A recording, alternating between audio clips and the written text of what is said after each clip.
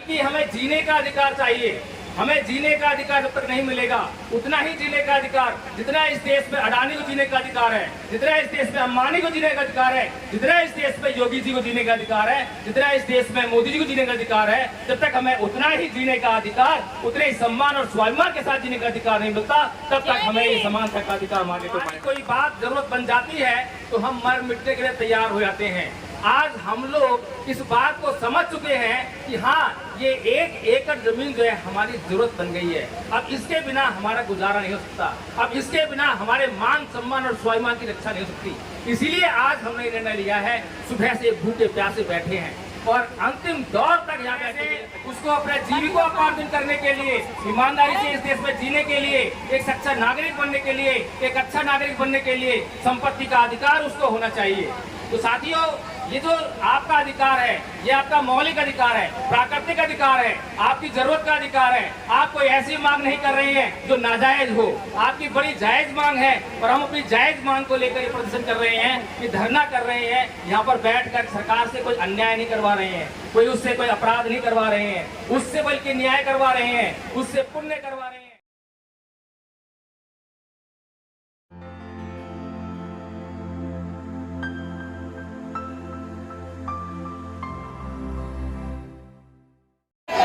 अभी तो एक लाई है, अभी तो एक लाई है। सम्मानित साथियों, आप घबराइए नहीं। साथियों, हमारे साथी आपसे बात करेंगे, दिल्ली से चल के आए हैं एडवोकेट जयदीप प्रकाश, जो आपके बीच में अपनी बात रखेंगे। मैं अनुरोध करता हूं कि अपनी बात रखें। जोरदार ताली बजा के स्वागत करिएगा। लगातार देश भर से लोग आपके बीच में आ रहे हैं। सबसे पहले आप लोगों को मेरा जय भीम नमो बुद्धाय।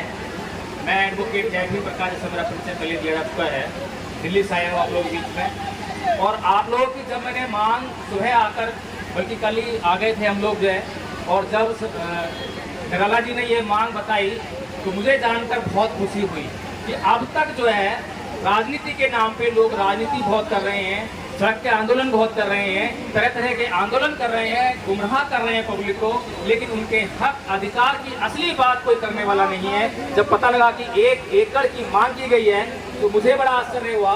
मैंने निराला जी से पूछा कि 1 एकड़ जमीन कैसे मिलेगी, क्या इतनी जमीन सरकार के पास है?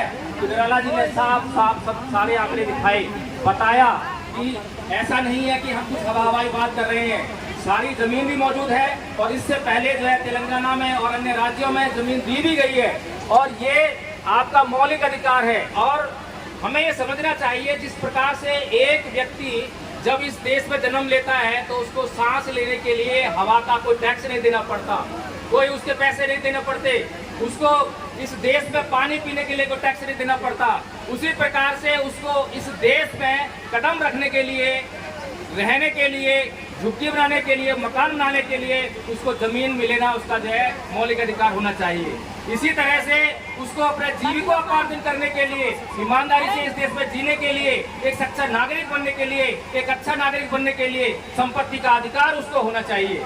तो साथियों, ये जो आपका अधिकार है, ये आपका मौलिक अधिकार है, प्राकृतिक अधिकार है, आपकी जरूरत का अधिकार है। आप कोई ऐसी मांग नहीं कर रहे हैं जो नाजायज हो, आपकी बड़ी जायज मांग है और हम अपनी जायज मांग को लेकर ये प्रदर्शन कर रहे हैं, ये धरना कर रहे हैं। यहाँ पर बैठकर सरकार से कोई अन्याय नहीं करवा रहे हैं, कोई उससे कोई अपराध नहीं करवा रहे हैं, उससे बल्कि न्याय करवा रहे हैं, उससे पुण्य करवा रहे हैं। अगर सरकार आपकी मांग को मान लेती है तो उससे जो ये सरकार है, आपने लगातार सुनते आए होंगे कि इसको हिंदू राष्ट्र बनाने का सपना देख रही है कि भारत को हिंदू राष्ट्र बनाना है।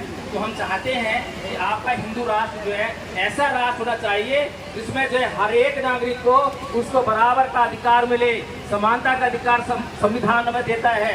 लेकिन क्या आप समानता का अधिकार हमें देने के लिए तैयार हैं? समानता का अधिकार खाली कहने भर से नहीं रहता, इससे नहीं होता कि हमें समानता का अधिकार आपने कानून के जरिए दे दिया कि आप न्यायालय में जाइए, न्याय लेने का आपको अधिकार है, आपको रोड पे घूमने का अधिकार है, आपको ये अधिकार है, वो अधिकार है।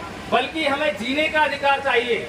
हमें जीने का अधिकार जब तक नहीं मिलेगा, उतना ही जीने का अधिकार जितना इस देश में अडानी को जीने का अधिकार है, जितना इस देश में अंबानी को जीने का अधिकार है, जितना इस देश में योगी जी को जीने का अधिकार है, जितना इस देश में मोदी जी को जीने का अधिकार है, जब तक हमें उतना ही जीने का अधिकार, उतने ही सम्मान और स्वाभिमान के साथ जीने का अधिकार नहीं मिलता, तब तक हमें ये समानता का अधिकार मानने को माने मिलता।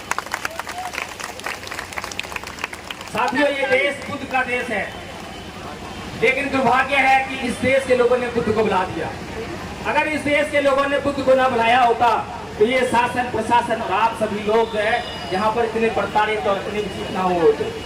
भगवान बुद्ध ने इस देश को, पूरे संसार को संदेश देते हुए कहा कि ना ही वेरेन वेरान समंतिकाचनन अवेरेन च समंति ऐस धम्मोसरंतरो, कि वैर से कभी वैर शांत नहीं होता, अवैर से ही वैर शांत होता है।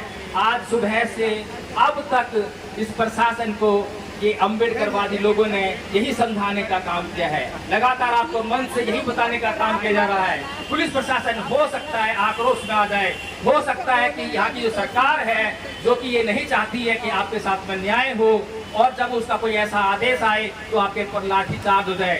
तो मंच के माध्यम से आपको यही कहा गया कि लाठी को पकड़ना भर, लेकिन पलट कर वार मत करना।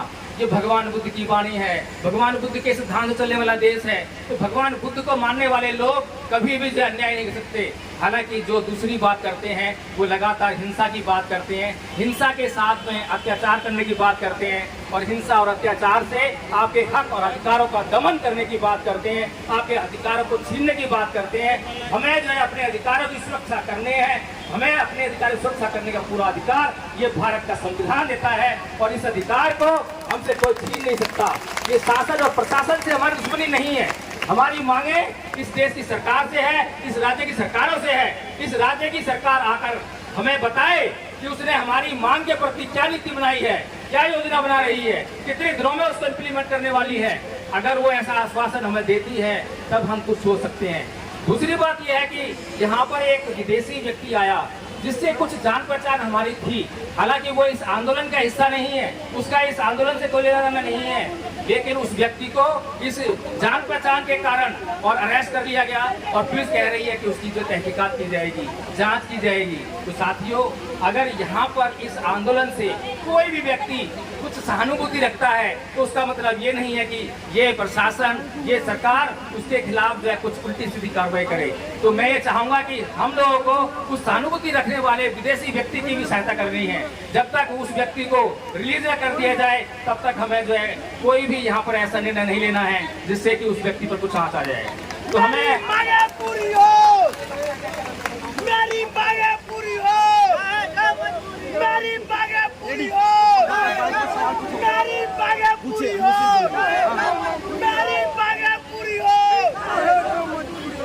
जब हमारी कोई बात जरूरत बन जाती है तो हम मर मिटने के लिए तैयार हो जाते हैं। आज हम लोग इस बात को समझ चुके हैं कि हाँ, ये 1 एकड़ जमीन जो है हमारी जरूरत बन गई है। अब इसके बिना हमारा गुजारा नहीं हो सकता, अब इसके बिना हमारे मान सम्मान और स्वाभिमान की रक्षा नहीं हो सकती। इसीलिए आज हमने निर्णय लिया है, सुबह से भूखे प्यासे बैठे हैं और अंतिम दौर तक यहाँ बैठने के लिए तैयार हैं। तो मैं धन्यवाद करता हूँ, बार बार धन्यवाद करता हूँ निराला जी का, उन्होंने इतना महत्वपूर्ण मुद्दा आप लोगों के बीच में लेकर आए। और सबसे बड़ा धन्यवाद आप लोगों का कि आपने उस महत्वपूर्ण मुद्दे को समझने का काम किया और निराला जी के साथ में यहाँ पर कंधे से कंधे मिलाकर यहाँ पर खड़े होने का काम किया। इसी बात अपनी बात करता हूँ। जय भीम। बाबा साहब अमर रहे।